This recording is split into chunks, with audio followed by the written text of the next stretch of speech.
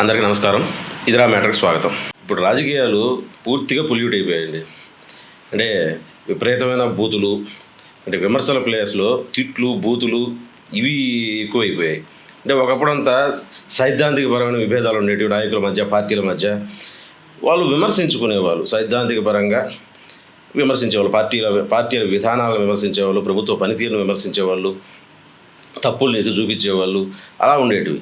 కానీ ఇప్పుడు ఎలా అయిపోయాయంటే యథేచ్ఛగా బూతులు, తిట్లు, శాపనార్థాలు ఇవే వినిపిస్తున్నాయి ఎక్కువగా. అంటే వ్యక్తిగత దూషణలు, వ్యక్తిత్వ హననాలు ఇలాంటివి కనిపిస్తున్నాయి తప్ప ఈ సైద్ధాంతికపరమైన విమర్శలు కావచ్చు, ప్రభుత్వ పాలనాపరమైన విమర్శలు కావచ్చు, ఇలాంటివి కనిపించట్లేదు ఎక్కడ కూడా. అంటే ముఖ్యంగా మరి వైసీపీ ఆవిర్భవించిన రోజు నుంచి ఇవి ఎక్కువైపోయాయి. అంటే పాలిటిక్స్ పూర్తిగా పొల్యూట్ అయిపోయాయి. అంటే రాజకీయ కక్షలు వైసీపీ అధికారంలోకి వచ్చినప్పటి నుంచి లాస్ట్ 5 ఏళ్ళుగా చూస్తున్నాం. కక్షలు ఎక్కువైపోయాయి, కక్షపూరిత రాజకీయాలు ఎక్కువైపోయాయి. ఇవన్నీ గతంలో తమిళనాడులో ఉండేటివి. ఈ కక్షపూరిత రాజకీయాలు ఇవన్నీ జయలలిత, కరుణానిధి వాళ్ళ హయాంలో తమిళనాడులో ఉండేటివి. అక్కడ ఇప్పుడు పూర్తిగా తగ్గిపోయాయి. ఈ కక్షపూరిత రాజకీయాలు ఇవన్నీ కూడా తగ్గిపోయాయి. అవి ఇప్పుడు ఏపీకి వచ్చేసాయి ఈ 5 ఏళ్లలో. అంటే జగన్ సీఎం అయిన నాటి నుంచి ఈ ప్రతిపక్షాల మీద అంటే వ్యక్తిగతంగా కక్ష సాధింపులు, ప్రతిపక్షాల మీద ఏదో ఒక కేసులు పెట్టి అరెస్ట్ చేయించాలు, ఇవన్నీ పీక్స్ ఏంటంటే చంద్రబాబు నాయుడు అరెస్ట్తో. ఇప్పుడు వచ్చే ఎలక్షన్స్లో వైసీపీ, ఓడిపి, టీడీపీ కానీ అధికారంలోకి వచ్చిందంటే చూడాలి అప్పుడు వీళ్ళు కూడా అదే కంటిన్యూ చేస్తారా, అంటే వాళ్ళ అలాగనే కక్షపూరితంగా వ్యవహరిస్తూ వీటి మీద రివెంజ్ తీర్చుకుంటారా, లేకపోతే అవన్నీ పక్కన పెట్టి పరిపాలన అభివృద్ధి పైన దృష్టి పెడతారా అనేది చూడాల్సింది.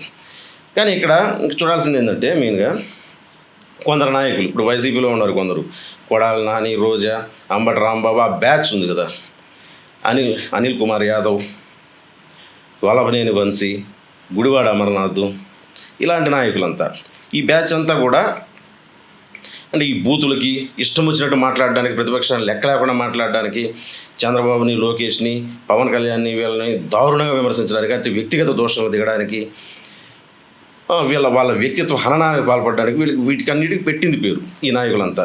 ఇంకా కొందరు ఉన్నారు ఇలాంటి నాయకులంతా కులం పేరుతో దూషించడాలు, కులం పేరుతో రాజకీయాన్ని విభజించడాలు ఇవన్నీ చేసేవాళ్ళు. వీళ్ళ వల్ల పార్టీకి ప్రయోజనం ఉండదు, వ్యక్తిగతంగా వాళ్ళకి ప్రయోజనం ఉండదు. వాళ్ళకి తెలియకుండానే వాళ్ళ పార్టీకి ఈ విధంగా ఇలాంటి దోషణలు, ఇలాంటి మాటల వల్ల వాళ్ళు తెలియకుండానే పార్టీని గబ్బు పట్టించేస్తున్నారు. పూర్తిగా వైసీపీని పూర్తిగా భ్రష్టు పట్టిస్తున్నారు. అదేవిధంగా వ్యక్తిగతంగా వాళ్ళు భ్రష్టు పట్టిపోతున్నారు. ఇప్పుడు సపోజ్ టీడీపీ అధికారంలోకి వచ్చి వాళ్ళు కూడా వైసీపీ లాగానే కక్ష సాధింపుకు దిగారంటే వీళ్ళ మీద ఎన్ని కేసులు లేవు, ఎన్ని కేసులు పెట్టకూడదు వీళ్ళపైన. కొడాలి నాని కావచ్చు, రోజా కావచ్చు, వీళ్ళ మీద ఎన్ని ఆరోపణలు లేవు, వాటన్నిటి మీద కేసులు పెట్టి వాళ్ళని జైల్లో ఉంచి ఇలా చేయొచ్చు కదా. అంటే వాళ్ళ పార్టీ అధ్యక్షుడి పైన లెక్కలేని కేసులు ఉన్నాయి. వీటన్నిటి మీద చర్యలు తీసుకొని వాళ్ళందరినీ అరెస్ట్ చేయించి అదే పరిస్థితి పాల్పడితే వీళ్ళ పరిస్థితి అంతా ఏమైపోయింది. జగన్మోహన్ రెడ్డి అంటే సరే ఆయన మీద కేసులు ఉన్నాయి, దానికి ఆయన కేంద్రం ద్వారా రక్షణ తీసుకోవచ్చు, ఏదో ఒక విధంగా ఆయన కేసుల నుంచి ఇప్పటికిప్పుడు చర్యలు లేకుండా ఆయన ఏదో ఒకటి చేసి తప్పించుకోగలడు ఆయన.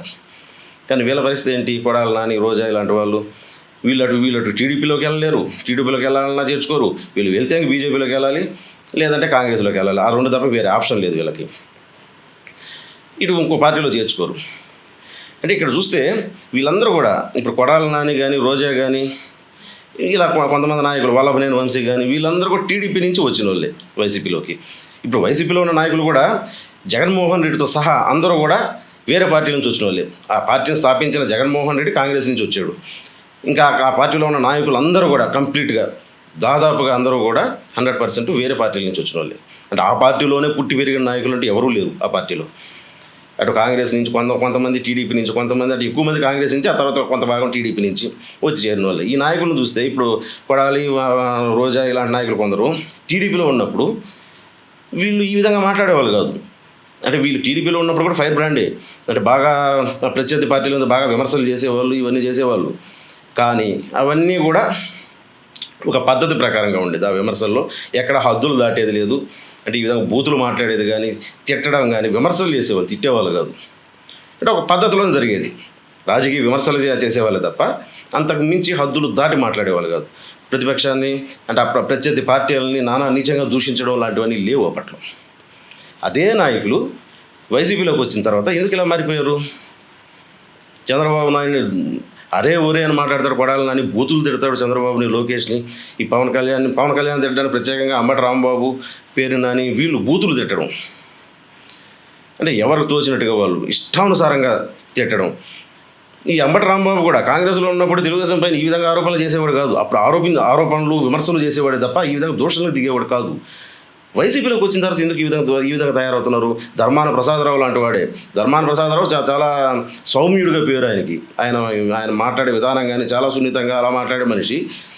వైసీపీలోకి వచ్చిన తర్వాత బూతులు మాట్లాడుతున్నాడు, ప్రత్యర్థులను తిడుతున్నాడు, దూషిస్తున్నాడు, వ్యక్తిగతంగా దూషిస్తున్నాడు. ప్రతి నాయకుడు కూడా అంటే కొంతమంది ఈ మధ్య వసంత కృష్ణప్రసాద్ వైసీపీ ఎమ్మెల్యే, ఆయన టీడీపీలో చేరాడు. ఆయన చేరేటప్పుడు ఆయన చెప్పాడు, మాకు ఎప్పటికప్పుడు స్క్రిప్ట్ ఇచ్చేస్తుంటారండి, చంద్రబాబు తిట్టు అంటే చంద్రబాబు తిట్టు, లోకేష్ని తిట్టు, పవన్ కళ్యాణ్ తిట్టు అంటే స్క్రిప్ట్లు ఇస్తుంటారు, బూతులు మాట్లాడమంటారు. అవన్నీ నాకు రావట్లేదు, నేను అలా తిట్టలేకపోతున్నాను అక్కడ, అందువల్ల అక్కడ ఎమ్మెల్యేకపోయాను అని చెప్పాడు. దీంట్లో ఎంతోమంది నిజం ఉంది. అది లేకపోతే వైసీపీలోకి వచ్చిన తర్వాత అంత పక్క పార్టీలో ఉన్నప్పుడు పద్ధతిగా మాట్లాడే నాయకులంతా ఈ వైసీపీలోకి వచ్చినప్పుడే ఎందుకు ఈ విధంగా మాట్లాడుతున్నారు, బూతులు మాట్లాడుతున్నారు? అంటే వీళ్ళందరినీ వైసీపీ మార్చేస్తుందా, లేకపోతే వైసీపీని వీళ్ళు పొల్యూట్ చేస్తున్నారా? మొత్తానికి వైసీపీలోకి వచ్చిన తర్వాత నాయకులు ఇలా తయారవుతున్నారు. ఎవరు కూడా ఇప్పుడు టీడీపీ నుంచి వైసీపీలోకి పోయాడు ఒక నాయకుడు, మొన్న కేసీఆర్ నాని పోయాడు. వైసీపీలోకి పోవడం ఆయన మాట తీరు మారిపోయింది. అంతకుముందు చాలా పద్ధతిగా మాట్లాడే కేసీఆర్ నాని వైసీపీలో పోవడం మాట తీరు మారింది. చంద్రబాబుని, లోకేష్ని టార్గెట్ చేసుకుని తీవ్రమైన విమర్శలు కాదు, విమర్శలు అనేది కూడా తిట్లు, వ్యక్తిగత దోషణలకు పాల్పడుతున్నాడు. అంతమంది టీడీపీలో ఉన్నప్పుడు అంత ఈ విధంగా మాట్లాడేవాడు కాదు. ఎందుకు వైసీపీలోకి వెళ్ళగానే అందరూ ఇలా తయారవుతున్నారు? అంటే నిజంగానే వాళ్ళ ప్రత్యర్థులు ఆరోపించినట్టుగా నిజంగానే వాళ్ళు చంద్రబాబుని తిట్టు స్క్రిప్ట్లు ఇస్తారా? అంటే బూతులు తిట్టమంటారా? చూస్తుంటే అలాగే అనిపిస్తుంది. కానీ దీనివల్ల నష్టపోయేది వాళ్ళే. ఎందుకంటే ఇప్పుడు టీడీపీకి మొదటి నుంచి కూడా టీడీపీకి వ్యతిరేకంగా ఉన్న జేసీ దివాకర్ రెడ్డి, అంటే కరుడు కట్టిన కాంగ్రెస్ వాది జేసీ దివాకర్ రెడ్డి, అట్లా కోట్ల విజయభాస్కర్ రెడ్డి, వీళ్ళ కుటుంబాలు ఇప్పుడు ఈరోజు టీడీపీలో చేరాయి. టీడీపీలో చేర్చుకోగలిగారు. ఎందుకంటే వ్యక్తిగతంగా అంతకుముందు వాళ్ళు అంతకాలం కాంగ్రెస్ పార్టీలో ఉన్న వ్యక్తిగతంగా ఏ రోజు చంద్రబాబును కావచ్చు, ఇంకొకరిని కావచ్చు, టీడీ నాయకులను కావచ్చు, ఎవరిని వ్యక్తిగతంగా దూషించింది లేదు. పార్టీని విధానపరంగా విమర్శించే వాళ్ళే తప్ప, సైద్ధాంతికంగా విమర్శించే వాళ్ళే తప్ప వీళ్ళు ఇప్పుడు కూడా వ్యక్తిగత దోషంగా దిగల. కాబట్టే అంత కరుడు కట్టిన కాంగ్రెస్ వాదులు కూడా ఈరోజు టీడీపీలోకి రాగలిగారు. అదే కొడాలి నాని, ఈ అంబటి రాంబాబు, వల్లభనేని వంశీ వీళ్ళ జీవితంలో రాగలరా టీడీపీలోకి? వైసీపీలోనే వాళ్ళ రాజకీయ జీవితం అంతమైపోవాలి ఇంకా, అంతే తప్ప వీళ్ళు పక్క పార్టీలకు పోయే అవకాశం కూడా ఉండదు. వాళ్ళ రాజకీయ జీవితానికి వాళ్ళే ఫుల్ స్టాప్ పెట్టుకున్నారు అక్కడికి. అంటే వైసీపీ కాడికి ఆగిపోయేలా చేసుకున్నారు, వాళ్ళే చేసుకున్నారు. అది అంటే వ్యక్తిగత దోషణలకు దిగడం. దీనివల్ల నష్టపోయేది వాళ్ళే. అలాగే పార్టీ తీవ్రంగా నష్టపోతుంది. వైసీపీ దారుణంగా భ్రష్టు పట్టించారు ఇప్పటివరకు. అంటే 2019లో అంత భారీ మెజార్టీతో గెలిచిన వైసీపీ ఈరోజు కొట్టుమిట్టాడుతుంది.